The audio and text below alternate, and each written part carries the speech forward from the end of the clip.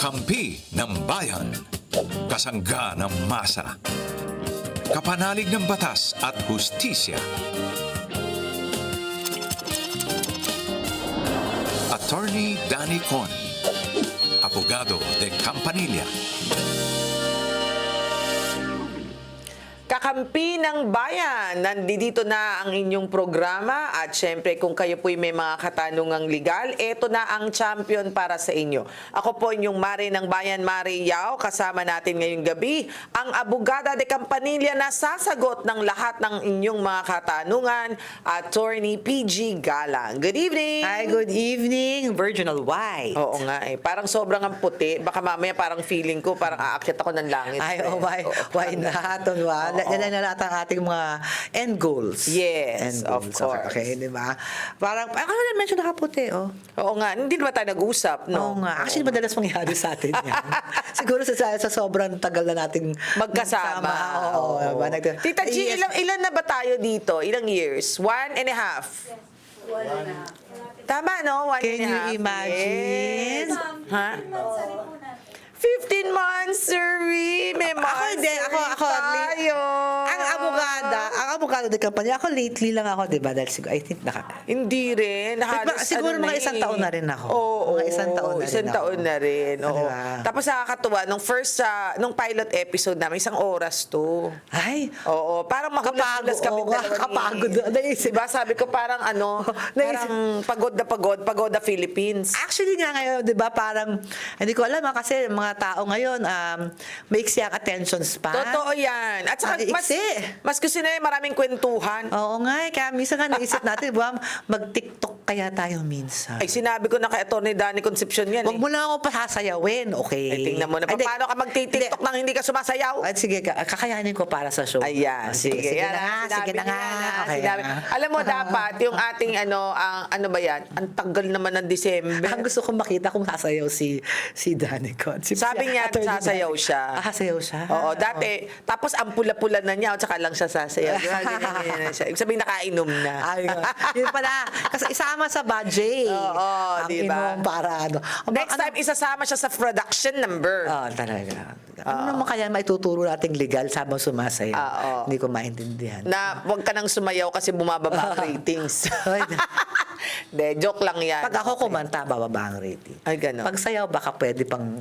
Ayan. Kanya-kanya tayo na talent. Sige, ikaw na lang. Sige. Practice na lang tayo. Ano ang numbers na tatawagan nila para sa kanilang talent portion? Pag Globe, it's 0954-310-0331. And for Smart, it's 0961-770-8807. Kaya tawag na. Send your requests para sa sayaw. May request! So, sige. Usong-uso ngayon talaga ang iba't ibang klaseng mga TikTok. Ito nga yung gusto kong itanong sa'yo eh. Bakit sa TikTok, yung mga kanta, pwedeng gamitin ng paulit-ulit ng walang violation? Pero sa Facebook, pag ginamit mo yung kanta, merong infringement. Di ba? Dapat may ganito, Actually, may ganyan. Bakit ganon? Merong... may copyright. Okay. Pero sa TikTok, wala eh. No? Well, Meron din ba? Sabi niya meron. Di ako nasunga. Meron yun. Sorry Hindi lang naman. nagrereklamo yung iba. At saka kasi merong number of seconds. Kasi maiksi lang. At saka Maiksi lang. hindi, alam mo, feeling ko lang naman, is that pagka sinasayaw yung kanta mo, lalong tumataas ang benta mo. Exactly. Kaya nga wala nagrereklamo. But technically, they can. But, at saka, like, sa TikTok, let's say, saan ka magrereklamo? Kasi, okay, for example, sa Citus rin yan, di ba? Saan ka magrereklamo sa TikTok? Oo nga. Sa China ka magrereklamo, kasi doon ginagamit, Tingnan natin kung magkaintindihan kayo. Di ba? So, it's also a matter of enforcement dahil it's, yun ang isa yung mga kailangan humabol yung batas, no? Ah. So, ang Sony... ang nagsusu. before. Yeah. Ngayon hindi na kasi lumalakas ang kanta niya. Of course, oo. Diyos ko, lahat ata nang nilabas ngayon sa TikTok na mga songs na click, paulit-ulit na naririnig. Oo nga, oo. Sayaw ng sayaw kahit na ayaw ng sayaw sa kanya. Actually, hindi man sila magreklamo. Ang gagawin lang nila is that they will just enforce their royalties.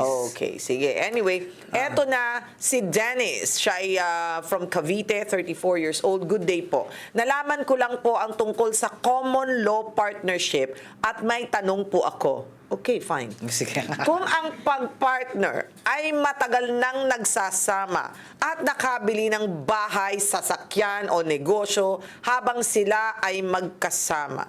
Pero pera ang ng isa't isa lang ang Pera ng isa pera lang. ng isa ang ginagamit sa karamihan ng mga ito. Paano po kapag naghiwalay na? May sabihin natin ulit, may karapatan pa rin po ba ang isang partner sa ari-arian kahit hindi siya ang nagbabayad? Ay, maganda to. Dahil That's kailan lang nagkaroon tayo ng ganyan? Yes, so actually it will depend kung yung mag-partner ay otherwise not incapacitated to marry each other. Okay, Tagalugin mo yan, ha? Ito na naman tayo. Ito na naman tayo sa Tagalog. Tagalugin mo yan. Okay. Magkaiba kasi. Kung ang nagsama, ang nag-live-in ay pwede naman sila mag-asawa pero hindi lang sila nag-aasawa. Ayaw lang nila dahil... Ayaw lang nila. Ibig sabihin, single siya. Siya of age, wala namang sabit, Oo. 'di ba? Okay, so pwede. Ayaw lang nila. May madaming ganon. Yung Oo. pwede naman sila mag-asawa. At nagsama sila, nag-cohabit sila. Ang tawag doon ay cohabitation. Nag-live-in na as a couple. So common law marriage in a way. Pag gano'n ang sitwasyon, kahit walang ambag yung isa, there is a presumption, ina-assume na co-owners sila ng lahat. Okay. Ito yung kay babae ka, kay lalaki, Hindi, kay same sex. Yun na nga, not otherwise incapacitated to marry. Sa batas natin, sino lang ang pwede mag-asawa? Babae at lalaki. Oo, so babae at lalaki lang. Pero di ba recently may Supreme Court Yung na naging Supreme ruling? Court na yon is yung those who are not capacitated to marry. So, same sex, or kunyari, may sabit. Yung isa. So, nagsama lang. Yon, iba naman, there is no presumption of co-ownership. Yung hindi ina-assume, kahit wala kang binigay, ang kailangan mong patunayan is actual contribution. Yun ang bagong, yun yung na desisyon ng dati, na recently. Na sa mga couples na nagsama, na hindi pwedeng mag-asawa, which is yung same sex, there is no presumption. Walang ina-assume, hindi assuming ang batas. You have to prove actual contribution before there is before ka ma-declare na co-owners kayo. Ayun. So in short, itong ating texter dito, kung narinig mo yung sinabi ni attorney, kung pwede kayo magpakasal pero ayaw nyo, talagang may habol yung isang partner mo. Meron raw House bill na nakasalang allowing gay pwede naman, oo. Pero ganyan yan yung sinasabi natin na dapat talaga pagka same sex, Oo. magkaroon na ng tamang... kahit sa property relations, maayos. Yes, oo, yun diba? lang, yun lang. Malinaw na yan. Kasi that's fair. For me, that's fair. Yeah, true. Okay. Naalala mo, ito yung tumawag sa atin pero hindi natin narinig Si Rona ng tama, Taguig. isang araw. Oo nga. I Okay. think yung siya, kung kayo bumabiyahe. Bumiyahe, oo. Sige, Rona, magandang gabi. Sana ay maliwanag na ang linya. So, magandang gabi po. Ayan. Attorney G and Marian. Okay. Hi, Rona. Maliwanag pa sa sikat ng araw ang Oo. iyong boses. Sige, go na.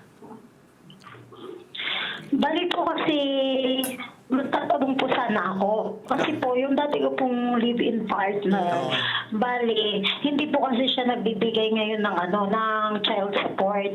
Pero, nag-usap na po kami sa barangay last February 14. Valentine's pa. Magbibigay siya ng paunang sustento sa mga anak ko na 2,000. Pero ang hinihingi ko po sa kanya is 8K. Ngayon, before po mag-February 28, nag-chat po kasi siya sa anak ko na hindi makapagbigay. Kesyo nga daw po kasi na inuubo siya, kaya daw magpapacheck up muna siya. To cut the story short po, yun, hindi po siya nagbibigay. Until now, message ko po siya sa FB ng anak ko, hindi pa rin po siya nagbibigay. So, hindi gusto ko po sana siyang sampahan ng kaso. Ano po kaya yung magandang kaso na maibibigay ko sa kanya? Yung economic abuse po ba? Okay po ba yun? Ilan taon na yung mga anak mo at saka ilan? Ang anak po kasi namin, attorney, bali 3 po. Tapos, meron po kaming 2 years old na naggagatas at pagdadiaper. Nagkahiwalay kayo, parang since nagkakasuhan, no, nagkahiwalay na kayo, Rona. Oh, nagkahiwalay po kami, attorney, kasi dahil po nagda-drugs po siya. Kaya po, sabi ko, maghiwalay na lang kami. Umuwi na lang siya sa kanila. Then, yun nga po, umuwi siya sa kanila. Then, simula po nung umuwi na siya sa kanila, nung umalis siya sa amin, hindi na po siya talaga nag-support. Pero may trabaho ba? Nagkaroon po siya ng trabaho, attorney. Actually kasi, attorney, bali ang nangyari, nagtrabaho siya before.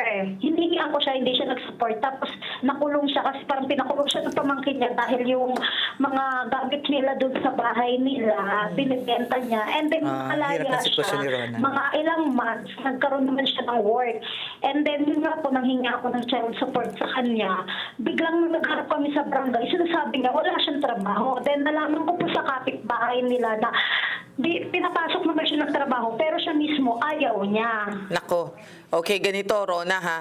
Para meron tayong realidad ng buhay, ha? Oo nga. Okay, sige, isa-isahin natin, attorney. Una, okay, yes, yung unang tanong niya kasi kung may kaso, oo, economic abuse. Kasi ang sa VAUSI kasi, ang isa sa mga economic abuse is refusal to give support is already economic abuse. And obviously, ang illegitimate children, kasi hindi sila kasal, no, live-in lang, meron pa rin siyang duty to support yung mga anak nyo.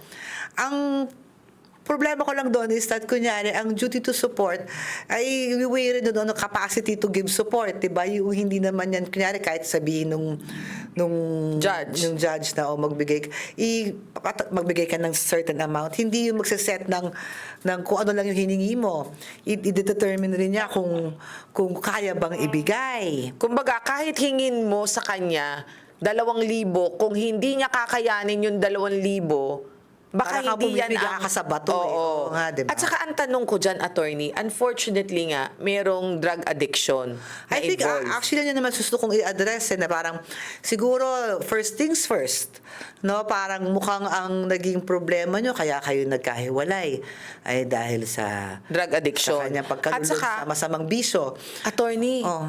nagnanakaw sa ano, Oo paano nga ka eh. makakakuha ng suporta ng matinong ganun? Yun ang gusto kong ma-address na mas maganda siguro kung matanggal I-rehab mo muna. matanggal muna yung bisyo niyo. Para dire-diretso yung kanyang Tapos pag siguro suporta. maasa ako na pag yung bumuti na ang kanyang kalagayan ay hindi na ganun kahirap humingi ng suporta sa kanya. Kasi yung iniisip mo, Rona, Yun nga po, attorney. Oo. Opo. yung iniisip mo, Rona, na kakasuhan siya, pwede naman, you have all the right to Do it. Yeah. and you have the grounds. Pero ang May makukuha ka ba? may Yun ang makukuha tanong. ka ba? Yun ang tanong ko rin eh. 'Di ba? Baka sayang lang yung yung effort. Oo. Sige, anong tatanong mo, Rona? Bali po kasi, attorney, kinukonsinti rin po kasi siya ng ate niya. Before po, nung nakalaya kasi siya, sinabihan ko po siya na if ever na hindi ka mag-support, demanda kita. Sabi ko, nakapunta ka ulit ng kulungan. Tapos sinat niya po yung ate niya. Actually, alam mo, maganda rin yan, naisip ko. Ang naisip ko tuloy is that mukhang baka madaming Baka pabor kung makulong siya. Oo. Minsan, kasi pag kunyari nakulong siya, tapos makikitang drugs ang problema, hindi naman, pwede kasing i-mandate na magpa-rehab siya. Court-mandated rehab. So, baka yun ang kailangan ng, kumbaga, tough love sa yung dating live-in partner dahil mukhang parang isang pahakbang siyang pababa, ano? Oo. Diba? So, para rin sa sake ng iyong mga anak, meron kayong share. Bata pa Oo, eh. 2 years old. Parang gusto ko rin maisalba yung dating partner. Baka sakali pang pwede pa siyang magbago. In short, wag kang umasa na kung sakali makasuhan mo siya, baka wala kang makuha dahil sa sitwasyon niya. Yes, so- At baka Pero naman, baka kailangan- tumino pagka ito'y napakukulong mo. O yun na nga, hindi ko parang, pero ang hirap naman na gawing lesson lang ang... No, sometimes kasi if you, ito lang ang sa akin ha, hindi naman masyadong, I do not know, gaano kahaba ba ang kulong sa vowsy, usually. Ay, hindi ganun katagal. Hindi ganun katagal. Exactly. Hindi ganun Pero ang katagal. punto ko is, Baka that once short na, period the of short time period of time, will- makapagbago ang isang Although tao. minsan kasi ang dami ko na naririnig na yung lalo nakakasama dahil sa ating penal system na kailangan pang maayos, yung mga dating hindi kriminal talaga, pag napasok doon, Nagiging kriminal. paglabas mas kriminal pa. So, hindi ko rin Pagdasal hindi mo ko kaya? masabi kung sa ano bang magandang Yeah, really. alternatives dyan. Kung, di ba, hindi naman sa kinokondemn natin o kinokondena natin yung ating sistema ngayon. Pero yun talaga na minsan sa maliit na bagay lang siya natisod. Pero since napunta siya sa kulungan na ang nakakasama niya lahat yung mga halangang na kriminal na, mas natututo pang maging kriminal. Pero anyway, sa tingin ko, number one na gawin Maliit mo, lang, Rona, isang is buwan lang. you really pray for each and every one of you. That is the best. Now, number two, yung tinasabi namin ni Attorney PG, tingnan mo, ang kulong dito is 1 month, 1 day to 20 years. Yung 20 years ay yung may mananakit. May pananakit Kasi na there yun. is physical abuse. Opo. Yung may pananakit. Pero Ito mukhang economic abuse lang kasi naghiwalay na sila. Okay. Ano yun, Rona? Opo. Pero 6 kasi months, po, how many times na rin po kumbaga 6 years na rin pagsasama, how many times niya na yung ginawa, yung gano'n, napaulit-ulit na. Pwede ka na nga sige. Pwede ka mag-vowsy. Hindi namin ikaw pinipigilan. Minang sinasabi ko na, yes, you have the grounds for vowsy kasi it's economic abuse. Correct. Pero ano ang gusto mong objective ba? Ano ba ang gusto mong mangyari talaga doon sa kinakasama mo? Ay, kasuhan na lang po siya. Kasi ganun din. Oo, mukhang... Kasuhan para magbayad siya or kasuhan para makulong? Kaya po sigurong ganun na lang. Kasi even yung ate niya, kinausap niya ako before. Sinabihan ako na tutulungan nilang magbago yung ex ko. Pero ipinaugaya ko sa kanila, pumayag ako. How many months na po Last year kinausap nila ako. Pero how many months na po? Okay. Mukhang parang Okay. naabot na ni Rona ang kanyang... So, Rona, gusto mong makulong. Tama ba? Oo, gusto ko na lang po makulong siya. Okay. Kasi Sige. hindi rin naman po siya nagsisikap muli na kung gusto niya magbago, di syempre maghahanap siya ng trabaho at the first na makapag-support siya sa mga anak namin. Hindi ko basta- naman po inaano kasi. Correct. Rona, basta maliwanag sa'yo na kung sakaling hindi siya magsuporta, maaari siyang makulong at okay sa'yo yun. Yes, ma'am. Okay. Sige. So ngayon, sinasabi ni attorney, yung kaso mo na vowsy, pag yan ay isinampa mo, maaari nga talaga siyang makulong at may karapatan kasi ka refusal na to isampa. give support actually Okay. is one of the for economic abuse. Nakuha mo na, Rona? Okay? Yes po. Okay. Thank you so much. Good luck, Rona. Actually, I feel for Rona. Yeah, I feel for her too. I feel for Rona kasi parang hirap nung sitwasyon niya Hindi, pero alam mo, naiintindihan ko na si Rona, hindi naman tungkol na sa pera. Gusto nga niya talaga magbago na. Ay, hindi nga, parang... Gusto niya talaga magbago na. At the only way, dahil pag hindi niya pinakulong, maaaring kung saan-saan na let's mapupunta. just hope that alam mo yung concept na hitting rock bottom. Sometimes Can awaken a person. sometimes they say diba yung those who are addicted the way for them to realize is to hit rock bottom. But I do not want to wish anyone to hit rock bottom unnecessarily because mahirap naman yon. But pero hindi, wala tayo sa sitwasyon ni Rona so Correct. let's see kung she should know best, 'di ba? Kung ano. Well, again, I always say, if you cannot, honestly, the first thing that you really have to do in certain situations, is to pray. Mm-hmm. Always pray because when you pray, you have wisdom. When there's Yeah. wisdom, you would know what to do. Okay? Yeah. Or yung sa support system niya, no, pwedeng kasama ang simbahan doon, di ba? Kung na magpa-guide siya at saka sa mga taong napapaligid sa kanya. Yeah, kasi addiction is really very evil. Oh, it's a community problem. Yes. Anyway, eto na. Si Alan ng Tarlac, siya ay 29 years old. Hello po at good evening. May pinababayaran sa akin ang kumpanya na 50,000 pesos dahil sa umano'y pagkakamali ko na sa trabaho. At napirmahan ko ang isang letter na babayaran ko ito.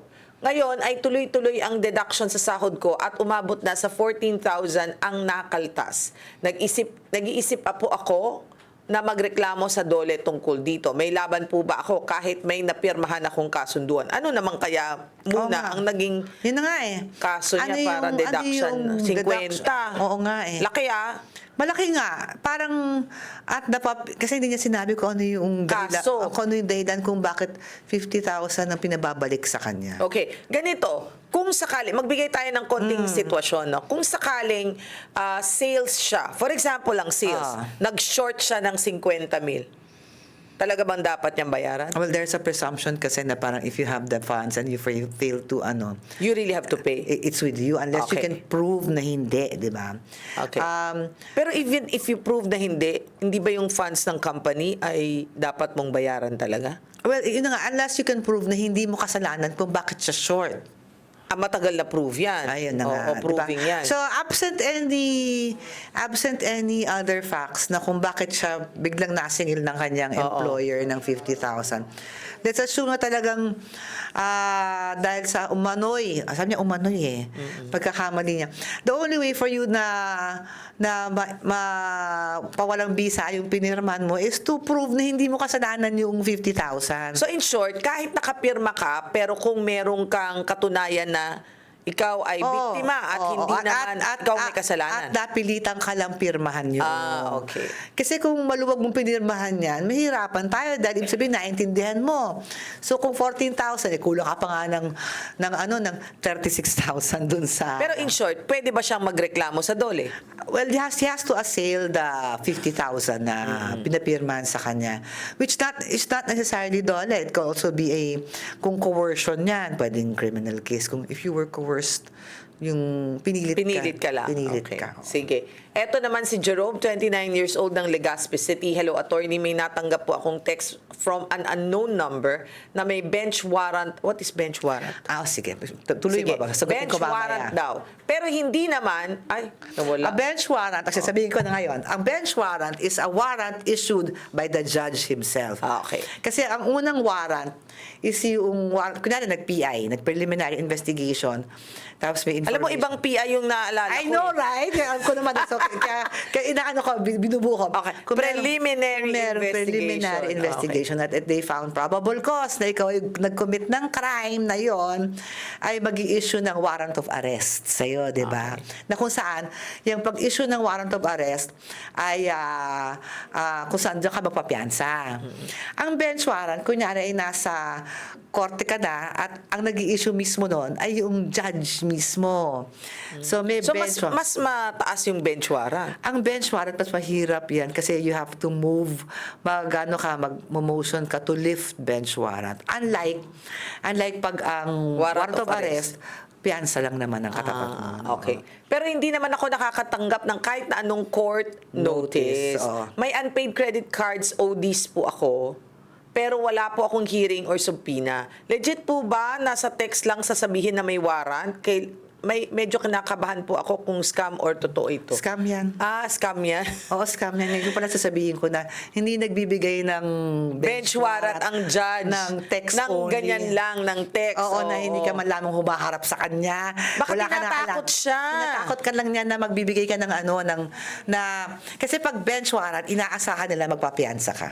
Ang susunod sasabihin sa'yo niyan, may bench warrant ka. Kung gusto mong ma-lift to, magbigay ka ng pera dito sa number na to. Wag mong gagawin yan. nako. Dahil scam yan. Oh, scam. Hindi nangyayari yun. Hindi nangyayari. Scammer yan, Anyway, scammer. Mag-ingat po tayo sa mga scammers. Dahil ang dami na Naiisip ko na, yun ang gagawin nila. May kakabahan ka, anong bench warrant? Malilift to, ito, magbigay kang pera. Okay. Ito ang piyansa mo. Hindi Alright. nangyayari yun. Hindi nangyayari yun. Hindi Okay. nangyayari yun. So, wag tayong basta-basta na naniniwala. Yan ang maganda sa ating programa. Nalalaman nyo kung ano ang legit at ano ang hindi. Ibig sabihin, nagagabayan kayo sa pang-araw-araw nyo. Huwag kayong maniniwala sa mga ganon. Hindi nangyayari yun.